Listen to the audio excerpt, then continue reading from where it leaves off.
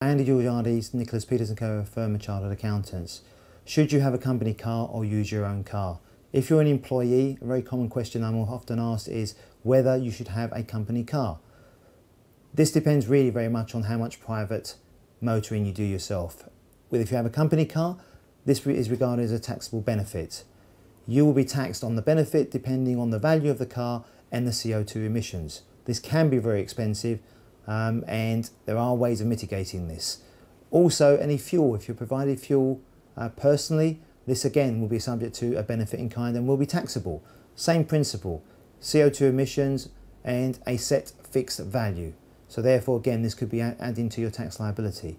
A way to mitigate this is to actually use your own car, and you will charge mileage to the company.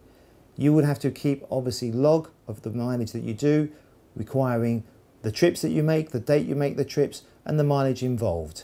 You will then put your application in for a mileage claim to your employer. They will pay you. This will then be given at a very generous rate set by the revenue per mile, which is 40p per mile for the first 10,000 miles, and they will pay you that expense. The expense is subject to relief on the company and is also not taxable on you as a recipient. It's a very, very useful way of taking out funds rather than having a benefit in kind. It's a lot more beneficial to the employee and also beneficial to the employer, as the employer will also pay an additional national insurance payment on the benefit in kind.